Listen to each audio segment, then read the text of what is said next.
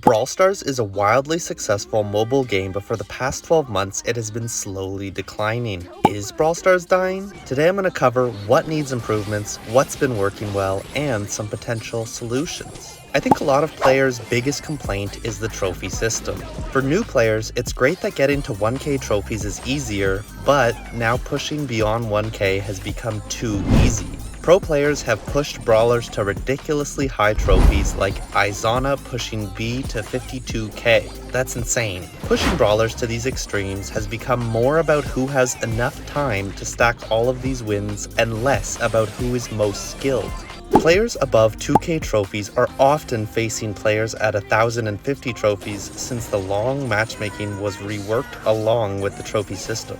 Total trophy leaderboard has become who has the most time and skill much more than it used to be, focusing heavily on time invested. Another common complaint are the collabs. I think the concept of a collab is awesome, but they aren't always executed that well. Mutations. The collabs have improved in terms of balance and skins. Hopefully the upcoming sushi event is a better version of mutations. I really wish the SpongeBob collab skins had custom voice lines, and if they did, I would have bought some. Speaking of collabs, the Toy Story collab had so much potential, but was probably the worst executed collab. Same complaint about the skins, but the temporary brawler Buzz Lightyear was the real problem. Firstly, it must have been a lot of work to arrange the collab, code the 3 separate modes, and balance them. Then after a month or two, you flush all that hard work down the drain. Not only this, but because he was a temporary brawler, everyone was forced to play him to get the mastery rewards. He flooded all games, and often there were 2 or 3 Buzz Lightyears per team. I did an entire video about this if you want to hear me go in depth about Buzz Lightyear. The ranked rework was mostly awesome. An increase in loot for most players, an additional rank, and integration with esports. However, one big issue that arose was the matchmaking. Having a team of 3 solo queue players against a 3-man team is rough. The bigger problem was the ranks on each team not being fair even if everyone was solo queue. Ash Brawl Stars recently did a post about his Masters team going against a team of Legendary 2 and 3 players while being solo queue.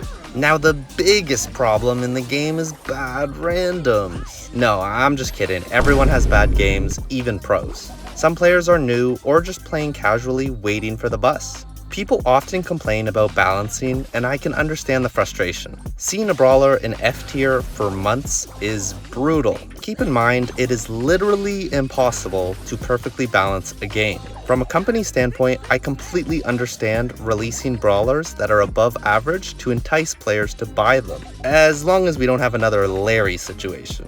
That was the worst. Lastly, Mega Pig isn't very fun, and the rewards aren't great, but Frank already mentioned this in the roadmap video. Eventually it'll get fixed, along with Mastery and the Trophy Road. Phew! I do, however, still love this game, and they are doing a bunch of things really well. I really enjoy the constant new game modes, new challenges, new events, new brawlers, new balances, and reworks. Ranked Rework was the best update of this year, even if it's got a couple issues. The newest Brawl Talk was the best one in a long time. The sushi event seems a million times better than Mega Pig. The new MOBA mode looks incredible, and I'm glad matches should only take around 5 minutes. I used to love MOBAs, but they always took so long. The new brawlers seem really cool, even if the new brawler rarity isn't everyone's favorite. Looking at Brawl Stars over the past 5 years, it's clear that the game is still thriving and will reach new heights. Into our last segment, let's discuss some potential solutions. Trophy game modes should give less trophies and take away more after 1500 or 2k trophies. The other option would be to restrict matchmaking at those trophy ranges, but I wouldn't want the queues to be multiple minutes long. 2 hours later. 3 players queued together at 2k trophies or above shouldn't play players at 1050 trophies. These changes should help make trophy modes more about skill and less about time spent playing. Collabs are great for new and old players as long as everything is balanced properly. For future collabs, custom voice lines for skins would make them so much cooler, and people would definitely purchase more of them. I desperately wish SpongeBob El Primo sounded like him. I'm ready. I also think temporary brawlers should never happen again.